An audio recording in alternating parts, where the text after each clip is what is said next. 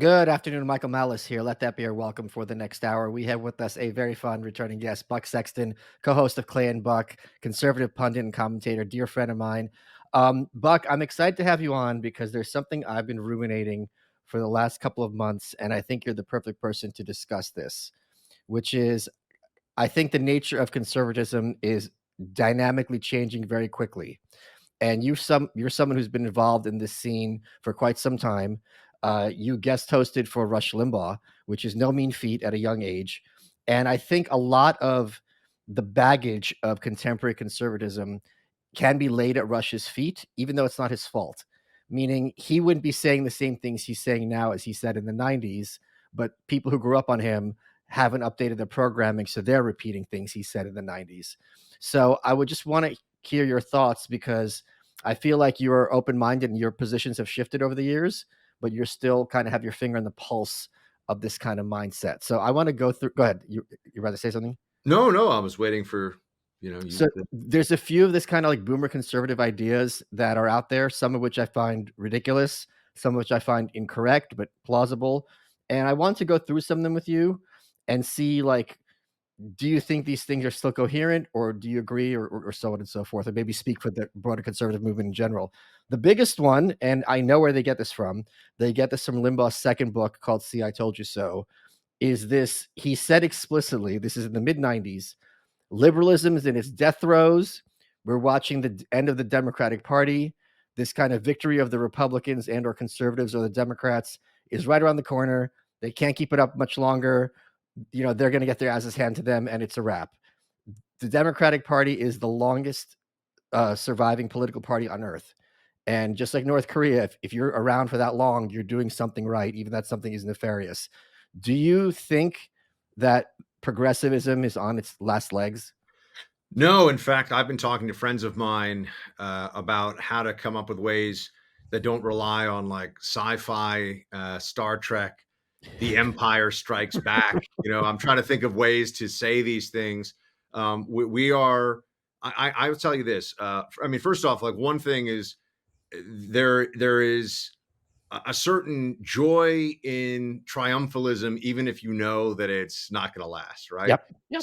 So I said this like after the election that we just had, I told everybody in the Clay and Buck audience, I said, look, go celebrate, like go have a great time, go feel like everything is fantastic. The Republic is saved. This was a big victory. It was a huge blow to the sort of DEI left wing apparatus or whatever, but when I say that, it's because I'm like, don't wait a month Yeah, yeah, yeah. because things are going to change, and there's going to be not only a regrouping and maybe a reordering of the Democrat opposition, but also perhaps a blowback.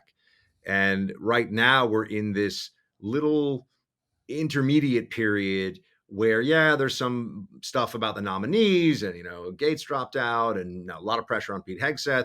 This is all pretty manageable. The two things that they have decided are this administration and the top people in it, and I think top people is also a little different now, Michael, in that it's not just they're the people that have the certain jobs. I mean, you've got some Yeah, massive personalities yeah. and very wealthy, very influential people in their own right. Like these aren't functionaries, right? You Yeah, kind of yeah. have different, but the two things they're taking on, mass deportation and also taking on the deep state, government regulation, government efficiency, whatever you want to call it, those are going to be a lot harder than I think anybody is in their glee thinking about right now. So again, the triumphalism, and to be fair, I mean, you mentioned like Rush in his book. I think a lot of people, if you look at it, there's just this after an election, you want to spike the football and you want to think that the evil has been vanquished. Every time I get asked this question, I'm sure you get asked this by people too at like live events, they say, how do we win? Or like, how do we defeat the left or something like that? It's a very valid question, but I always say, for how long? Because there's no such thing. I mean, this isn't a movie that ends and everyone rides happily into the sunset. I mean, this is just the constant give and go and push and pull of principles, ordered society, and trying to pick the least bad options.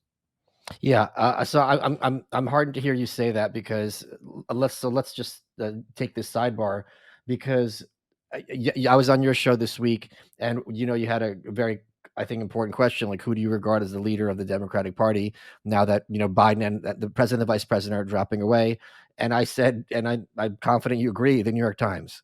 Right, that's really the main brain of if you're gonna have a video game of the Democrat. They're the emperor, Palpatine. Maybe, you have a Darth Vader, but it's Palpatine that you got to worry about, and Palpatine's more powerful and much more smart. So you can get rid of musical chairs in DC all you want, but as long as the New York Times is organizing policy, they're just going to keep respawning.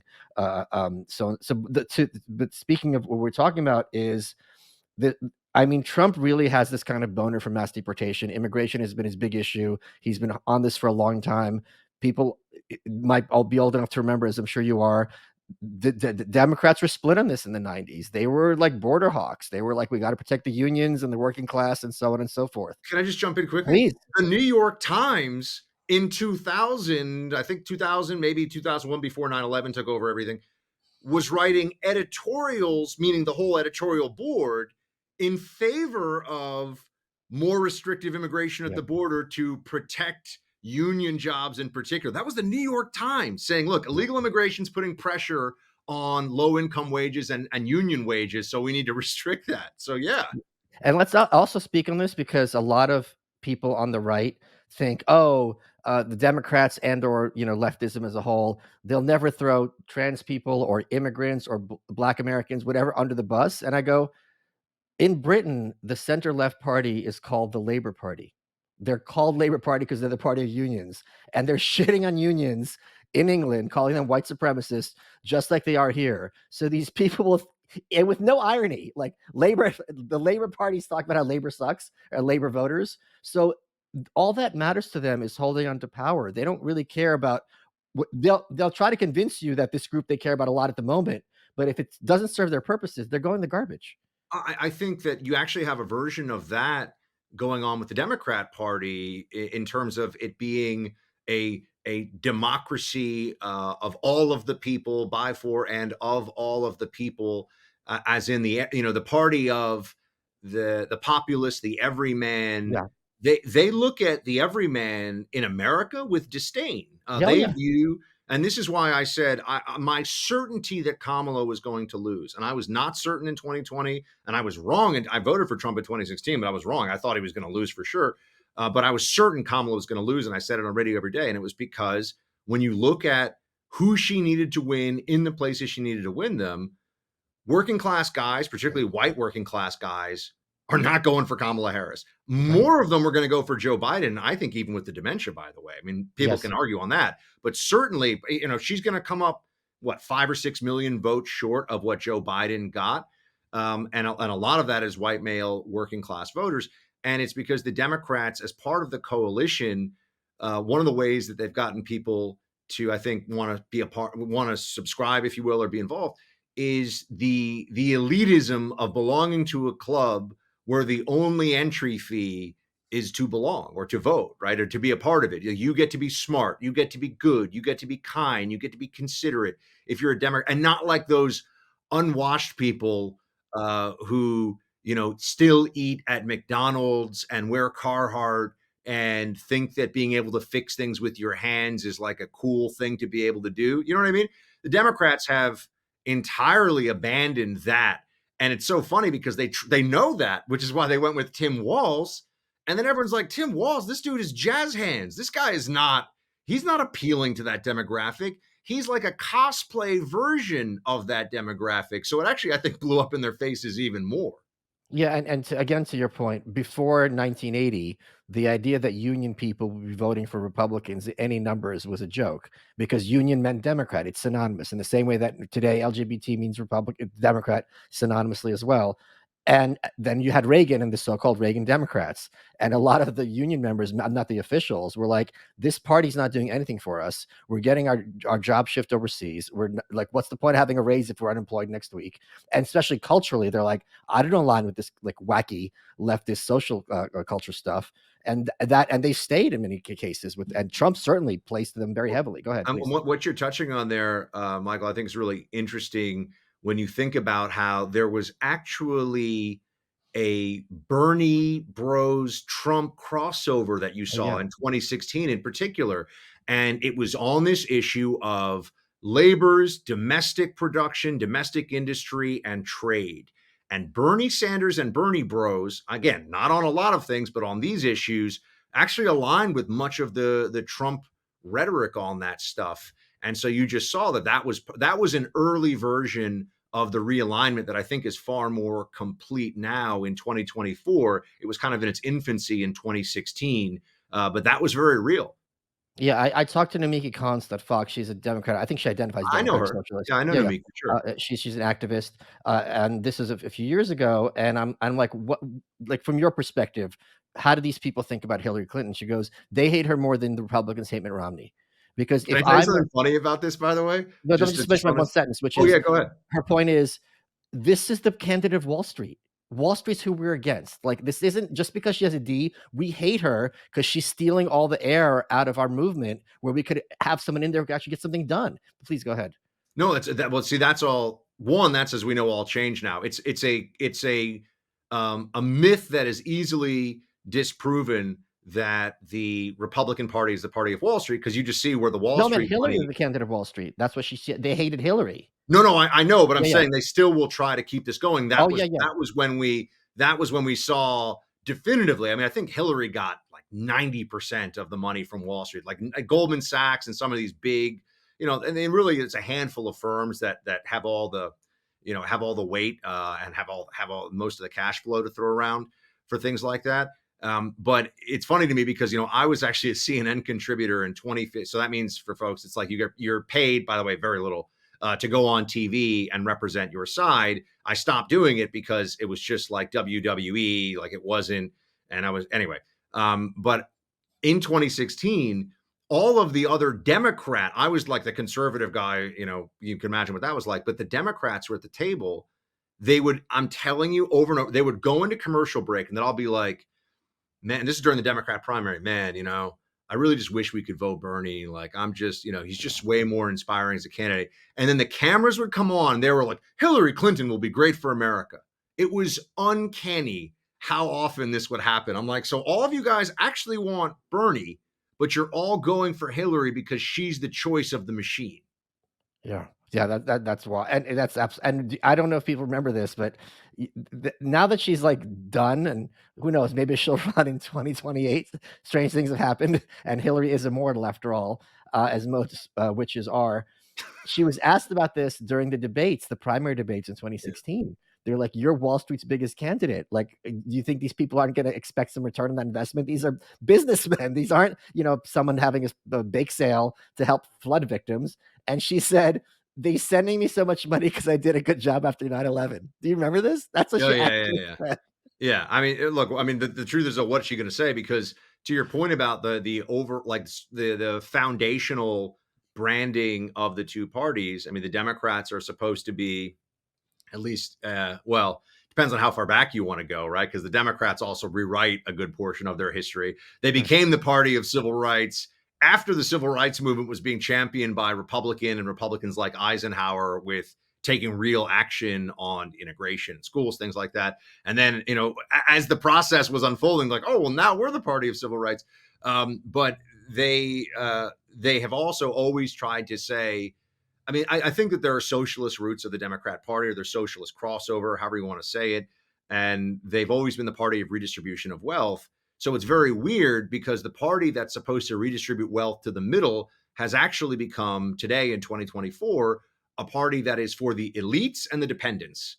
The elites, meaning people that have so much money that they don't care. They live in Palo Alto, or they live in Beverly Hills, or, the nice parts of Brooklyn, and so the disorder and decay around them, their kids are in private school, they have country houses to go to, doesn't really matter, right? These are the people who brag about how they wish their taxes were higher, but they never actually, you can give whatever money you want to the government. Right. There's actually, it's in your Or give tax. to charity. If you Yeah, don't trust the government, go to charity. yeah, you could give whatever money you want to the government. They never want to pay more. And then you have people who are dependent on government largesse. And by the way, I think whenever I say the dependent class, people immediately think that I'm only talking about like welfare recipients. That's No, you mean obviously. you mean the military. I was going to say like defense Yeah. contractors, federal government employees. We don't want to get our asses kicked by a bunch of angry Marines here, Malice. So we got to be Just because specific. listen, just because I'm the exact same size as a Middle Eastern child, I know that activates the pit bull in their brain, but I think I'll be okay. But anyway, the dependent class, meaning people that are dependent on the spoils of the government in one way Yes. or the other, that is actually what the Democrat Party, I think, at its core is all about. And then you can break down the dependent class at some level into the sort of DEI identity politics coalitions within it, because really what they're all fighting over is they want their piece of the spoils of the dependency, right? So depending on who you're talking about, whether it's trans people demanding like special or new rights and privileges about how they're now female, or different minorities saying they should get reparations, things like that. So that's what the Democrat Party is like. The elites, the dependents, and then the Republican Party increasingly is just everybody that doesn't fit into those two broad categorizations. Folks, support for today's episode comes from iHerb. iHerb offers the best curated selection of wellness products at the best possible value across a variety of categories like supplements, sports nutrition, groceries, and beauty. This is your one-stop shop for all your health and wellness needs. They care what's actually inside every bottle that may make up your morning self-care or cool-down routines and more. So they test and verify to ensure that what you find in every bottle is what's supposed to be there. You can search by category, by brand, or things you may want help with, like circulatory support, digestive support. Then you could further narrow your search by ratings, price, diet, vegan, or vegetarian. They've really thought of everything to make shopping for these products convenient and easy. When iHerb came to me to suggest sponsoring the show, they were in luck because I've been buying from them for years. iHerb offers over 50,000 products in a variety of categories. You can trust your products will arrive in first-rate condition because iHerb orders are shipped from climate-controlled fulfillment centers in the U.S. to ensure the quality of their products. They ship to over 180 countries. Our listeners get 22% off their first order when they use code Malice at iherb.com/shop/malice. I've been paying full price like an idiot. Existing customers get 15% off. Okay, good. Okay, cool. That's 22% off your first order at iherb.com/shop/malice. Use promo code Malice. Choose iHerb like I do because wellness matters. Let's get back to the show. I remember talking about this with my mentor, Harvey, the late Harvey Picar, and he made the point, and this is kind of indisputable, and I'm surprised it's not discussed more in discourse from either side. Well, I guess from certain sides, which is a college degree is the most privileged thing you could be in America. It's like the biggest thing that correlates to being financially successful, so on and so forth, especially for one of the top schools. And that was who Biden had his big handout to. We're just gonna wave away. You don't have to pay it back. It's like this is the one group who is most able to pay it back. Well, you see, Like, I think this is so interesting because if you see who Kamala did overperform relative to Biden with, it was actually college educated and beyond whites, right? yes, So of that course. was the group that Kamala appealed even more to. And for them, voting for Kamala is really it's kind of a virtue signal. It's being in the cool club. It's an act of personal branding much more than it is alignment with her politics. Because quite honestly, I don't think anybody actually knows what Kamala's campaign was supposed to be, including Kamala Harris, which was a big challenge for them. And I think anybody who knows who she is and where she comes from politically recognized that the whole game was going to be run to the center for 90 days or whatever it is for her up until election day. And then once she's in office, she's going to be a leftist. I mean, of course, she's going to be a Yes. person of the left. There's nothing in her background as a public figure to suggest anything other than leftist orthodoxy Well, that's from not the White true. House. As I think imprisoning people for weed's pretty right wing. So this is interesting because I've seen this, and people call her Cop Kamala, but she was also, I think that she did some of these things to prove her own bona fides as a prosecutor. So it was almost like career advancement for her. But ideologically, she was a big proponent. I forget what the bill number is, but the bill that became law in California that made it legal, which is insane. I shouldn't say legal. Sorry, less than a felony to steal up to $900. She was in favor of this as an attorney general. I mean, this is just, and there were a whole bunch of other things in this, by the way. It was a very Orwellian, proposition, whatever it is. I can't follow all the state, bills, but it was a very Orwellian name for it. It was like a, Community Safeties Act or Yeah, it's something. always that, right? It's always that, right? It's always like the Protecting Your Children Act, and you're like, wait, but you're like making meth dealing legal? Like that doesn't. And it was one of those, and it was you can steal it. You have to remember, like, if you can steal up to $900, that just means you can steal whatever, because they're not. The CVS guy is not going to be like, oh well, looks like you got a little over the limit there, buddy. Like now we're going to call the cops and tackle you. So it was basically a license to steal, because a misdemeanor means nothing and they're not going to prosecute it anyway. So she was in favor of that. So I think it's a little bit like, when she very casually was like, oh, if someone comes into my house, they're going to get shot with a Glock. And everyone's like, do you even, or, they're going to, I think she said a Glock, right? Or whatever, shot with my handgun. Right. Later, she clarified she owns a Glock. Yeah. Yeah, later she clarified. But I feel like she just said that to look cool and tough in the moment. I think as a prosecutor, she was going after like truant kids' parents or Yeah. something, which is insane. But to me, that was just her asserting, I'm a decisive prosecutor who gets things done. I don't think that ideologically she's like, oh, I'm a law and order person. Does that make, like, she I was agree with you showing. completely. You just said nothing in her resume. That was just like the one thing I would say that would be in her resume. That would be a counter to, but everything else was hard left. Yeah. No, I know. I think that's a fair point. But what I'm trying to say is just merely, even on the law enforcement issue at a sort of more macro level, she was in favor of the degeneration Yeah. Yeah. that we saw in California, which was just making it more legal to do more crimes, or easier to do more crimes. So yeah, I mean, I think she is a uniquely. I thought she was so uniquely horrible that they were insane to get rid of Biden for her, and I still believe that, by the way. I think that all Joe Biden needed to do was show up and do his usual. Look, he had a bad night. I mean, I think they kind of caught him in a sundowning. I think it was like they thought they could time it, and he would do, because all he has to do is be a shouty bully who grins sometimes and Right. pretends to kiss grandbabies or Or be grandkids or boring. whatever, and that's it. And then he would have been fine. So anyway, I think they got a little jammed up on that one. Well, I don't know if I don't remember if you and I discussed this when I was on your show, but and I know I talked about this earlier on this show. Um, Mark Halperin, who'd been doing the lion's share of reporting and predicting things that actually came true, he claimed, and this really makes sense to me, that because we all remember Biden on Sunday was like, I'm out. And then Pelosi and Obama was like, oh, we're gonna have a process, so on and so forth. And then Biden's like, I endorse Kamala. So Halperin says this was Biden's way of giving the finger to these people who forced him off the ticket. Go, oh, I don't get to be the nominee. Well, then you don't get to pick the nominee. And he forced her on them. And that actually makes a lot of sense, because otherwise, why would they stick with her when in 2020, when the Democratic voters had their opportunity, she didn't even make Iowa? And Pelosi and Obama, you could say a lot about that about them. They know how to win elections, and they're not stupid. So they wouldn't have gone with her, in my opinion, unless they really had no other choice. Oh, that totally tracks for me. I remember that Halpern. Remember, Halpern was this guy who was saying things, and then all these Democrats were like, oh, like, he doesn't know anything, and you're like, wait, but that seems to be very logical and rooted Yeah. in the data. And would explain what the outcomes are. Yeah. Yeah, and it turns out he was much more spot on than they were. I would just say, I think that Biden, the bitterness from Biden also extends beyond him being shoved out to, I think Kamala was forced on him.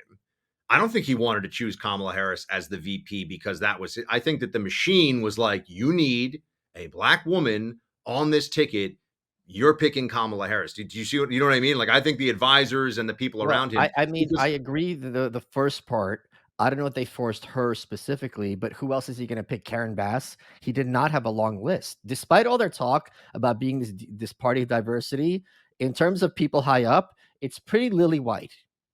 no. I mean, this is a challenge I think the Democrats continuously have, which is that they're the party of minorities, and then, with the exception of Obama, they continuously put non-minorities to be the head of their tickets. I would say, with the Kamala thing, I just remember. I mean, she basically called him a racist on stage, and it was the Yes. only memorable thing she did in the entire primary initially. Besides So imploding. yeah. Besides saying she was a top tier candidate and then womp womp, not making it through Iowa. So I think that she, I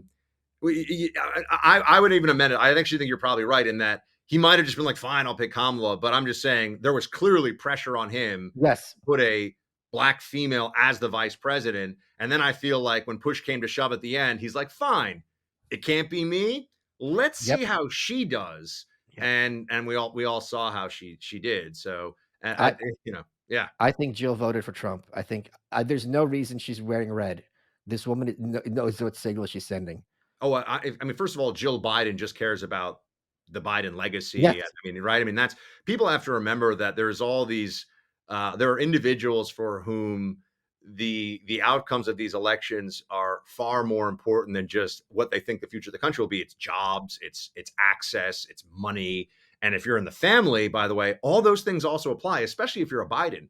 I still believe that the way they got Biden out was to basically tell him, do you want, your idiot great grandchildren to just go to Harvard or Stanford or whatever because the Biden name gets that passed? Or do you want, us to make things clear that you are unwelcome inside the power structure? And that extends, by the way, to consulting deals and board seats and books. And the And your Democrats, son. one way the Democrats completely outplay Republicans is in sort of the way that, in all like the mobster shows, Oh, like yeah. they're like the mobster's family, the mobster gets sent away to prison, but even though these guys are scumbags, they'll drop off like the little envelope of $100 bills or Yeah, whatever yeah. to the guy's wife and the kids, make sure they're okay. Democrats do that for their soldiers. Republicans are like, maybe you'll like sell cars somewhere. Like, good luck, buddy. They don't have the same, although that may be changing in the Trump era, but they don't have the same, program of forever employment if you stay within the good graces of the system, which is why I think Biden finally was like, all right, do you want a presidential library or not? Do you I want us to take care of Hunter after the fact or not? I think that's how they finally got to him. in or we could start doing some of these investigations. The deep Right. state can accuse anyone of anything. Million I, ways. I I made the point, then you right, that from the anarchist perspective, both Nancy Pelosi and Mitch McConnell are literal gangsters. And I think a lot of times when I say it's to conservatives, I think I'm being rhetorical. I go, no, these are gangs, and Nancy Pelosi will kill a bitch. I mean, I would not want to cross her. She's a terrifying woman who knows where the bodies are buried.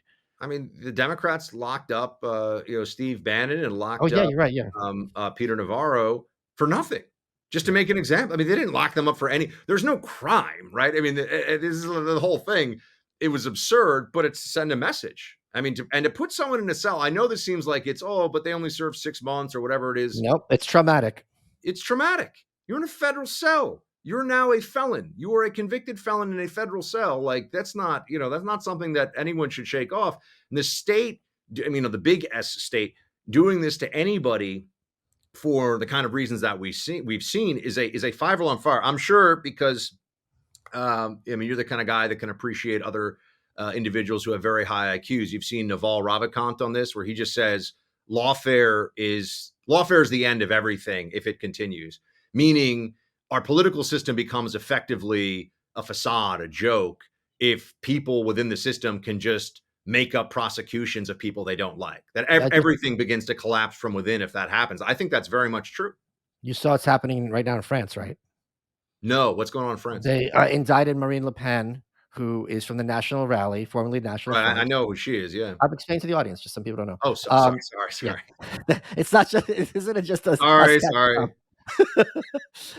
So they're the Nationalist Party, and they were a fringe party for many years, and now they were coming in first place and all sorts of other things.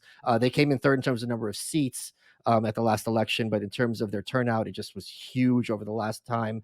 And she looked to be a shoe-in to be the next president. And now they indict her by just some ridiculous thing about she was using money that's meant for like EU national rally candidates for like national rally candidates. It wasn't even like, okay, she bought a house with like funds, or like someone's giving her money from Putin is giving her money to be pro Russia or something like that. And it's really, and of course what the asking her to be charged with is like, you can't run for office and like some ridiculous fines. And it's clearly they saw what was happening here and like, all right, we can't beat her at the ballot box, we'll beat her in the, and at the very least, for lots of people who aren't politically attuned, they still think, well, if you're being charged with all these crimes, you had to have done something. That's the mindset. And if that's, you can't blame people for having that impression, because in most cases you would think, okay, if there's where there's smoke, there's fire. Well, I always say two things that I think are very important as maxims for what we're talking about. One is that the process is the punishment, right? So you're Yes, yes. just by making somebody go through this, you are inflicting pain, losses, frustration, all of that. Even if they're found to be, I mean, that was obviously the case with a lot of people in Trump's orbit, and Trump kind of just broke through it, but that was what they were hoping they'd accomplish, and he had to show up in court, and the whole thing was a mess. Oh, yeah, And the and he other couldn't thing is talk, that I'm sorry? and he couldn't talk. Yeah, He was gagged. yeah. And the other thing is that the decision to prosecute is the decision to destroy. Yes. Now, that's not always true. If you're Donald Trump, if you're a globally famous billionaire who's about to be president, maybe you can just sort of break through all that, and he did. But for the average person, a federal prosecution on any felony is the ruination of your career, your reputation, probably bankruptcy. And that's even if you're innocent. Like, even if Yeah. you're found not guilty at the end, you're still destroyed. So it's very important that the prosecution is not used as a tool of politics. And we saw it explicitly in my mind. I mean, it couldn't have been any more clear. The things they were charging Trump with, especially in New York City, was completely insane.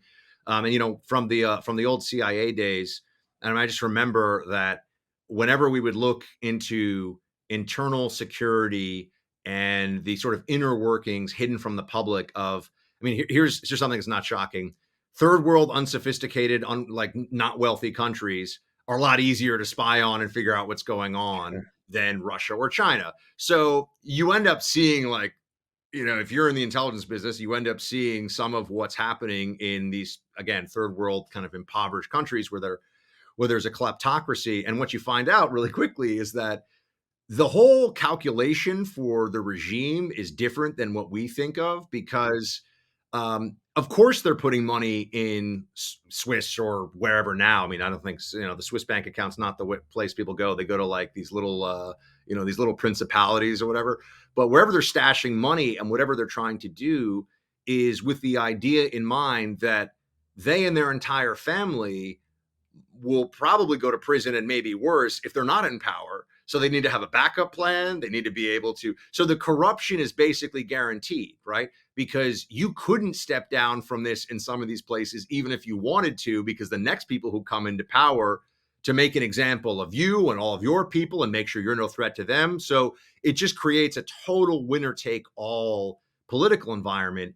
And the second you start to see that happening in this country, which I think you did in this Trump election, I mean, that is truly death of the republic stuff. Like, if that is successful and becomes the norm, that I think can tear the whole thing down. It's interesting you bring that up because this is the case with North Korea. When I talk about that, people ask me about why they don't liberalize. It's like, don't you understand that when these dictatorships liberalize, there's going to be a lot of people whose dad got put in a camp or you put in jail, and they're not going to be happy to shake your hand and be like, "All right, Kim Jong Un, you had a good run. Now go have a peaceful retirement in the countryside." They will hang these people, and with good reason. So there's an enormous incentive for these people at the top to be like, "I can't." It's like when you catch a tiger, you better not let That's go. exactly Like, right. I Yeah. can't step down because if I step down, I'm going to be prosecuted correctly for killing millions of people, starving children to death. So who's going to guarantee my safety, and how much can I trust them when I've been antagonizing them as a rogue nation for many, many years? Hey folks, Michael Malice here. You might know me as a Twitter troll, terrible author, insufferable podcaster, but I'm also an underwear model, and the underwear that I model and wear every day is Sheath underwear. If you go to sheathunderwear.com, use promo code Malice, you get 20% off and you can be inside my pants. Why I love Sheath is they have special dual pouch technology for both parts of your male anatomy. It sounds weird. The first time I tried them on, I'm like, what is this? And now I literally wear them every day. The great thing about Sheath, it was developed by an Iraq war veteran. And overseas, it gets really, really hot. And Bobby decided, all right, what can I do to make sure I'm not suffering here in this heat? And thanks to his research, you can be comfortable in the comfort of your own home. It's great for cold weather. It's great for hot weather. It keeps you secure and comfortable. And there's something really exciting about going on a job interview, going on a date, doing a podcast, knowing that your underwear has you in its grip, nice and secure and comfortable. Go to sheathunderwear.com, use promo code Malice. You get 20% off, and you can get one step closer to looking as much like a hunk as myself. Let's get back to the show. I want to talk to you another boomer idea which this one is absolutely ridiculous to me, and I'm really curious to hear your thoughts. There's this fixation with boomer conservatives, which is a mindset, not a literal age, with Michelle Obama, and that they're going to swap out Biden with Michelle Obama. I know. Michelle Obama's going to be the nominee. Michelle Obama's unstoppable. It seems very clear to me that Michelle Obama is an American aristocrat. She's treated like royalty. Her never has to have her hands dirty with politics. She gets to be above the fray. She gets to be behind the scenes, messing around and controlling things, but she never, is kind of untouchable. And there's nothing in her resume or personality that seems that she wants to compete or wants to be president. And I'm curious to hear your thoughts as to their fixation with Well, her. this is something that Clay and I disagreed about publicly on the show for a couple of years because my esteemed and fantastic co-host was of the mind that they were going to replace Joe Biden with Michelle Obama, and I just kept telling him, I'm like, this is like a fantasy Okay. because Thank you. Okay. yeah, no, I mean, so I'm already on the, like, people can check. I'm already on the record saying that for years. Like, this is absolutely absurd because she'd have to run and she'd have to be president. Yeah. And this is what people need to understand this. And at some level, I'm kind of I can talk about how this factors into the Trump administration and some of my own calculations and conversations around this. We live in an era now where if you get to be Michelle Obama, to what you were saying, you have more money than you'll ever be able to spend. You have endless options. You have adoration of the public. You do Yes. whatever you want, and everyone just tells you how wonderful you are all the Right. time. Or you can get Right. into politics and try to run and have half the country talking about, are you a good leader? Are you intelligent? What were your professional accomplishments? Did you really make $350,000 a year at a public hospital in Chicago to be a diversity educator? The answer was yes, by the way. These are the things that would come up and come into the discussion along with a lot of other things. And so you have to find somebody who wants to change their lifestyle. Like, you have to want somebody who's going to, or find somebody who's going to want to do this job. Michelle Obama doesn't want to do this job. And honestly, being first lady is not a qualification for anything. And I know that some people in MAGA got mad at me for this, but like, there was a moment there where Melania spoke out on a couple of things, just briefly. And I was like, that's nice. I don't care at all. Right. Yeah. It matters to me not at all. Like, there's no part of it. She has neither power nor the sort of political background for me to wonder or care what she says. And I feel the same way about Michelle Obama. I mean, she's a celebrity. She's not Right. the person who's ever had the public's trust and public power to do anything. So to me, it's in there with, like, why doesn't Ellen run or Oprah run or or The Rock? People like The Rock will run. That's not to say that can't be a thing that happens. It's just that the person has to want to do it. And Yeah. there's no indication that Michelle Obama wants to do it. And I don't know why. I can't explain really why, because it is a boomer con thing Yeah. that Michelle Obama is going to just, like, be the unstoppable candidate and take over and everything else. I'm like, no, actually, And that's the not. other thing it's very easy when you're on one side, and you look at the other side, and you think they're all on the same page, which they might be in terms of, like, public pronouncements and maybe how they stand on the issues. But these people are all sociopaths and egomaniacs. So if Biden steps down and it's decided somehow that let's just walk this through, that Michelle Obama is going to be the nominee. You're telling me Gretchen Whitmer and Hillary and Kamala and Gavin Newsom, they're all gonna be like, okay, that's fine. This woman's never been elected to anything. I'm just gonna step aside because some assholes decided this. Kamala, it's hard because she's the VP. Something happens to Biden by constitution. Everyone understands this. She becomes president. There's no question. You can make the argument for Hillary. Okay, I got more votes than Trump last time around. I was the previous nominee. Let's give America a chance to fix what they screwed up in 2016. But just Michelle, it makes no sense to me that they would be able to do it even if she had wanted it. Yeah, I've always, look, I thought it was a silly idea, and I think I don't know where the fixation comes from, really. I think it's bizarre, and I've always thought so. But people seem to believe, and I mean, I will say this: there's such a vacuum right now within the Democrat Party that, in terms of leadership, that I think it's more open than it has. Because you think about the brands. I mean, you look at what happened in this last election. You had an incumbent Democrat president gone, right? There's no, Right. Biden's are out of the game now. You have the incumbent president's vice president ascend to the nomination, gone, and I don't think she's ever running again. You Right. have the vice president ascended to the nominees, vice president gone. I don't think he's ever running again either. I think that they've managed to just have this entire, it's like a tidal wave. It's just shoved aside all of them, and you also have no Clinton in the waitings.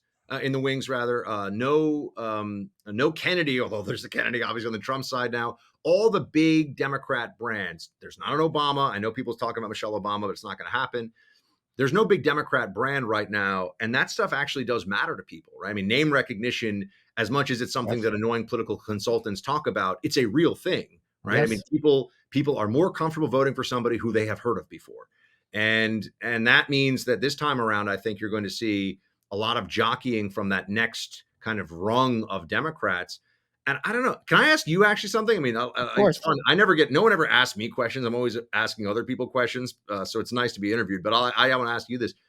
I feel like I get all this resistance from people when I say that I think AOC is likely to ascend to at least being even more prominent within the party than she is now. Do you not see that? Or I you don't see it also at think all. that? Because to Like at me, all. she's broken away from the squad. She's not as radical on things. She's kind of Here's why I don't think that's the case. This is where I'm really showing my age. Back in 1974, I think it was 74, in the wake of Watergate, there were, and look, late 60s, early mid 70s, there was a contingent of these feisty women in the House. It was Shirley Chisholm, who was the first black woman elected to Congress, Bella Abzug, this very stereotypically loudmouth Jewish woman from Lower, I think she was from Lower East Side, or you had Liz Holtzman, who was a very young, up and coming woman. I think she's involved in impeachment. There was like one or two others, and they were like, "All right." And Bella Abzug's slogan is "A woman's place in the House." The House of Representatives. Oh, look at that, Buck! And we're here. We're gonna make a huge a splash. It's over, folks. And 6 years later, it's a wrap. They're all done because the Democratic establishment is really entrenched and really strong, right? There's a reason Bernie couldn't get anywhere against Hillary when Bernie was so appealing to so many people. I think Nancy Pelosi, Republicans don't give her enough credit for this. She put AOC in her place. She sat her down or whatever. Goes, "You're going to sit down, little girl. You're going to shut up because you're causing a problem for us with the middle America." So I do think there's going to be a vacancy in terms of when Sanders, passes away or steps down. He's no spring chicken, obviously, but I don't think she's going to be that. I don't think she's got the it factor. so here's what it's funny because I actually agree with what you're saying, even about Pelosi there. To me, she's decided not to be my friend Jesse Kelly, I think, says a street communist. She wants to be a Politburo member. She's Yeah, decided to get, and I think she hasn't done the whole anti-Semitic, whether one believes that's fair or not, right. the anti-Semitic squad thing. I think with Rashida Tlaib it is fair, but anyway, Tlaib, and Tlaib, by the way, Ilhan Omar. What? Tlaib. What? It's not Talib, it's Tlaib. Oh, Tlaib. Okay. Yeah, Yeah. I think that she is. I think that she's learned the lessons that Pelosi taught her, even though she didn't want to. I view her as kind of, because also I also agree with you about the branding issue, but I think what other Democrat people are talking about Gavin Newsom is a scumbag. He is a I agree douche. with you. Everybody can see this. I Like agree with the you. notion that Gavin Newsom is going to win I agree with you. the factory workers I in agree with you. Michigan, who are like walking around with calloused hands and not enough money in their pocket is a fantasy. This is absurd, right? So I think that and you might say, oh well, how could AOC win these people? She's going to talk about labor unions, and she's going to talk about the common man. Anyway, look, I'm getting way ahead of it. I don't think she's necessarily even in line 4 years from now or anything like that, but I do think that she's going to become a more prominent voice for them because she's got a massive social media following, and she's good looking, which let's be. But here, this is. Why can I'll you and tell, I sit here and say that the governor of Illinois is not going to be president? what, because he's Because, not gonna, because he's literally diabetes. I mean, because he's too fat. I mean, this Right. is not, But and here, people could say that's but let me mean. It's talk to your point. No, but this is exactly the point I want to make. I think AOC is going to pivot and be a great podcast host, MSNBC. Like she does that very well. She'd be a great like young Turks type Mhm. Turks type figure. But To your point, part of it is I'm this cute young, as Alex Stein calls it. What did he call her again? He's got a funny name for her, but something about her ass. I don't remember what it is. The I point believe, is, and I quote him, I believe he has referred to her as a quote, bootylicious Latina. that's the one. That is the one. Thank you. And I was End actually quote. blanking. That wasn't me trying to goad you. I actually was blanking. Point being, if you look at sitcoms and all these TV shows, these adorable, cute characters age out. It happened on Family Ties with Tina Yothers. It happens on all the other all shows. It's going to happen with Greta Thunberg. She's going to hit the wall, which for these freaks is not that old.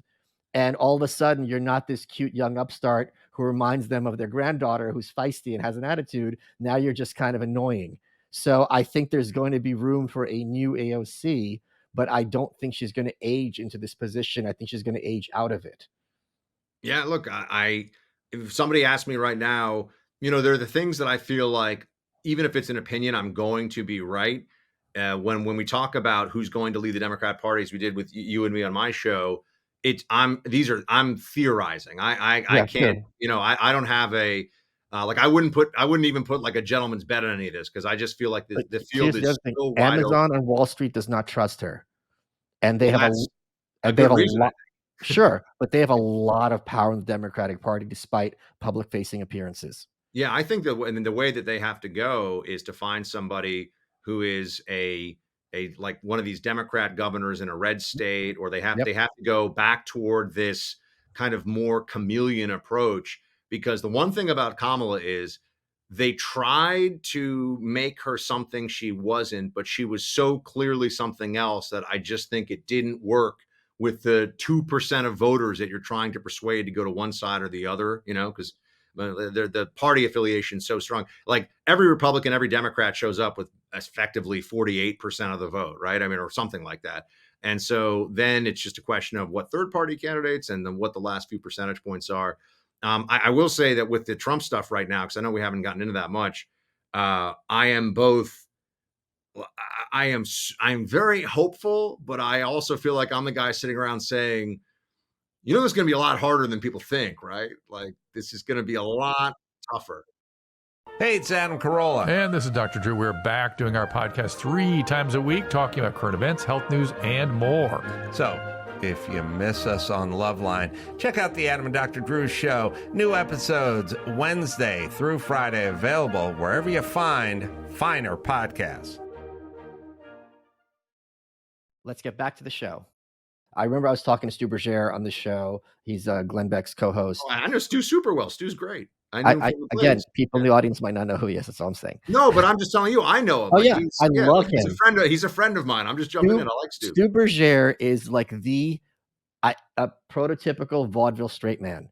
Like he knows how, he's not funny. He has got a good sense of humor, but he's not the funny guy. But he knows how to set up the joke and make the other person funny, and he knows that's his part, and he's amazing at it. He even looks like he's from the 1920s in some ways. I absolutely adore him. I think he's just a great guy and absolutely hilarious. I have this whole, sometimes when I'm on the Blaze, I'll talk about how he must secretly be like a serial killer or like beat his family or something like that, because he's so like squeaky clean on the outside. There's got to be some dark stuff underneath there. When we were talking, he goes, look, he's like, I'm not going to make any bones about it. There's no voice for smaller government in Washington right now. He's like, if I'm a fiscal conservative, I'm SOL. It's like, he's like, I'm not making any pretense to the contrary. When Trump came in, he had a slim Republican majority, but there was no moves to decrease the size of government. There are some moves to deregulate, but in terms of firing people, abolishing agencies, that was not happening. It's a wrap.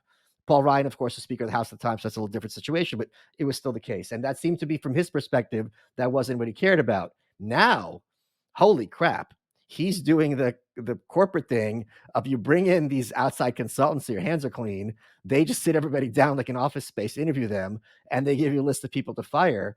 It's also like, to your point, it's going to be a lot harder than people think to fire these people, especially because you get legal involved and be like, okay, you can't fire me because blah, blah, blah. But the point is that this is a priority is shocking to me, and a very big reversal from 2016. Yes. Well, I mean, the record, and again, this is in the facts that are irrefutable because they're facts. but that people don't necessarily want to hear. I mean, Trump spent a lot of money. In 2020, you can say that was COVID's fault, but he spent whatever it was $6 trillion beyond what the initial outlays were going to be, which is a lot of money. And if you look at a chart of the national debt, it is sobering, and it's real. It's math. It's numbers. You can't really argue with it. And the chart of the last 20 years, I think the Tea Party was happening, and the Tea Party started right before I got into media. It's kind of funny. So I was at the CIA when that happened, and then I left, and all of a sudden, the Tea Party was gaining steam. I think they were doing their protests when the national debt was, I want to say, like 10 or 12 trillion dollars, something like that, like a number that now you'd say, oh my God, like if like that's like we could manage that. Well, turns out, and I think that the problem that they're, other than the firings, which that's gonna all it's gonna happen is you're gonna have Obama or Biden, maybe even some Clinton federal judges, and it can just be one of them with a universal injunction. People forget this happened to Trump a lot in his first year in 2016. Just the one judge would say no, and then all of a Yep. sudden you've got to take it to court. It takes forever. They're just going to say no, you can't fire these people, and then you can't, and then you're going to have a whole thing. And we're talking about spending, and I love look. Elon Musk is kind of beyond criticism in terms of his success and vision and what he's done. I mean, you can criticize him, but you know what I mean? Like, the guy's the richest guy in the world. He's incredible as an entrepreneur. So if anybody has some kind of superpower to come up with ideas on this, I think it is him. Even with, that, it's like, this is where I wonder, is Superman going to run into the kryptonite? Like, this is going to be a huge challenge. And in the background of it all is, how do you really deal with this when the problem is old people want their health care paid for, and healthcare wants to keep on being at the government teat, if you will, and doesn't want to change any of this stuff because the system is what it is. Most people's healthcare costs, I think 50% of your lifetime healthcare costs is estimated to occur in the last 6 months of life. And we're not like I'm not saying, oh, like pull granny off the respirator, but I'm just saying we're not even touching Medicare, Social Security. That's now we have a bipartisan fiscal death wish, which is that we're just going to keep going until we go off the cliff. And I don't know if that changes, because even the stuff that they're talking about doing that we agree is going to be very hard, that's not going to solve the problem. Right. So here's something else. This is another boomer point, and it's kind of tricky because when you criticize it, they hear something you're not saying, right? So Barry Goldwater, who I'm sure you're a big admirer of as well, he wrote a book in, I think, 78 called The Coming Breakpoint. And the point of this book is government spending is so crazy that we're going to go bankrupt. Then comes Reagan and budget deficits through the roof. And it's been you had a series of you're like falling through the floor, then you're falling through the floor below, just explosions, right? You talked to the Tea Party, what they were complaining about. Now it's several orders of magnitude. I'm not saying, I really want this to be clear because people hear this. I'm not saying, well, you could just run the card as much as you want and it's never going to be a problem, because that is not the case. I'm not saying that's the case. But what I am saying is, when people are, and I understand the argument, it's better to err on the side of caution, especially with fiscal government stuff. That's not a question either. But there's this idea in conservatism that we're about to go bankrupt. It's right around the corner. But this idea has been around for 50 years and it hasn't happened. And to your point, if you got into the Tea Party and said in 20 years, blah, blah, blah, it would be this amount, they'd be like, oh, and America's going to be bankrupt by then. Well, we're not bankrupt. I don't think we're close to bankrupt. Yeah, well, the problem here is, and I think now you can get into the various histories of fiat currency, and you can take it into like 17th century France, and you can go to ancient Rome and the way that coins were minted and the changes in the amount of actual silver or actual gold put into the currency over time as a means of effectively cheating the system. That way it's even more clear. But with all these things, it's like the old joke about bankruptcy, in that how did it happen? Slowly, then suddenly, right? Or gradually, then suddenly. And that's the problem with a true fiscal crisis, is that when it hits, it's too late to really do anything about it. And so this is, and so this is what I mean by kind of a fiscal death wish. Like, we've just decided, let's just go. And I don't really know how to deal with it, because the American people don't want it to be dealt with. And this is, you see this by who they vote for, Democrat and Republican. Donald Trump says, I will not touch your Medicare, I will not touch your Social Security. And I get why he says that, because if he said something else, he would lose. And so this is like, I don't know. There's a part of me that's, how do we avoid the smoke 'em if you got 'em philosophy on this stuff? Because there's no reason to believe that this is going to change until people believe there's a reason to change it. And to your point, they won't believe there's a reason to change it until, oh wow, we have a true, a financial crisis that will make 2008 look very manageable by comparison.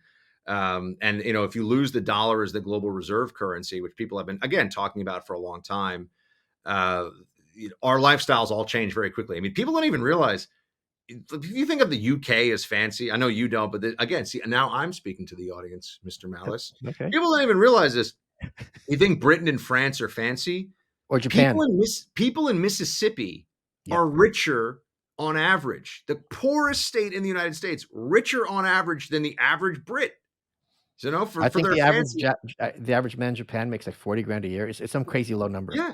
And we're rich, And this is someone who's a professional who's working, like right. 80 hours a week, some crazy thing. Yeah. But people forget, like, because our wealth is so often associated with, or it's so relative to your perception and your immediate environment. Yes. Americans, and I mean like driving a Ford F-150, going to Cracker Barrel, working at the mill, or working at the local hardware store or whatever. Americans are way richer than a lot of people, foreigners, that we think of as wealthy.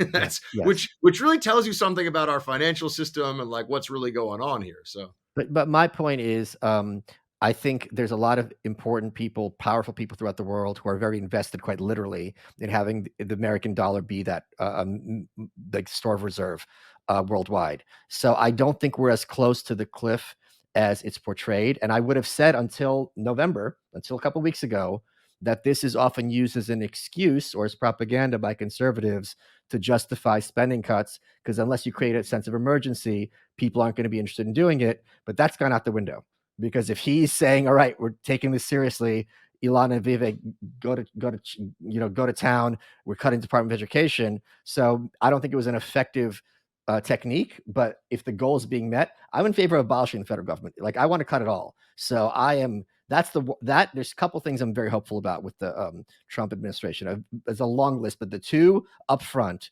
are freeing Ross Ulbricht on day one, and also if you're even shrinking the size of the federal government 1%, that Overton window shift and that proving that this can actually happen are just massive dividends. Yeah.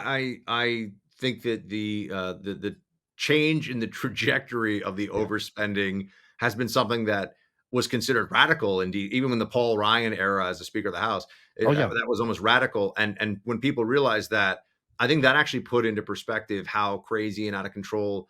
Remember, we talk about government spending. We're also talking about government growth. We're talking about more employees, more agencies, more regulations. Yep. I worked in the federal government, and I worked in what is considered, within the government at least, kind of the elite, lean and mean agency within the government. I mean, you go to other places and it's like there's so many more people and so much more waste and largesse and whatever. And what you realize is that people are getting showed up, they're getting paid, they want to do something. Even if they don't want to do it well, and even if they don't want to work hard, the agency itself, right? I mean, even if you've got people working at 10% of capacity, they want something to do. And that something is making other people do stuff, right? This is what, or involving themselves in other people's decisions. That is what government fundamentally does. And so, I've always called it the ultimate self-licking ice cream cone. It's like these people are being paid to show up to these offices. And yes, they're low show jobs. They're not no show. You got to actually show up or they'll fire you, but they're low show jobs. You don't have to really do very much.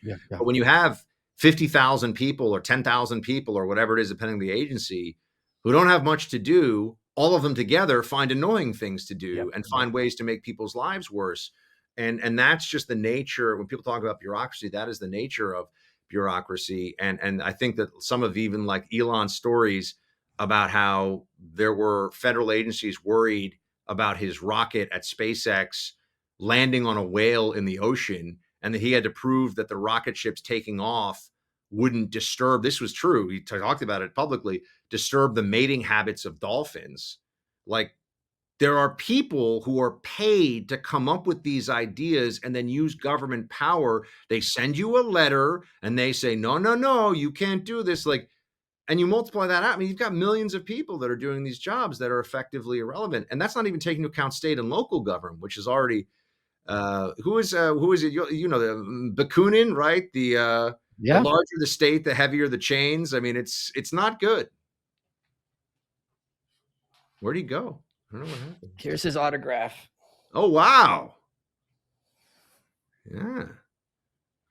Well, I think it's the larger the state, the heavier the chains, and the more crowded the prisons, actually, I think is the quote, which is folks, head over to malice.locals.com where Buck took questions exclusively from show supporters. Buck, we're running out of time. What has been your favorite part of this interview? That most of the questions were about my head size. And not telling me that I need to shave my beard because it's not really a beard, because that happens sometimes too. So I'm happy. I can take the big head comments. Those I can handle. You are welcome.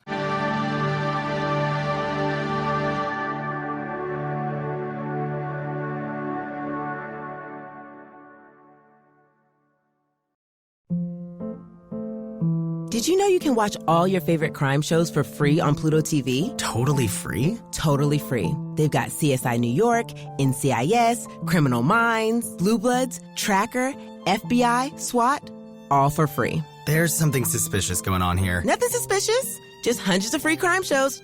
On Pluto TV, crime never pays, and neither do I. Pluto TV. Stream now, pay never.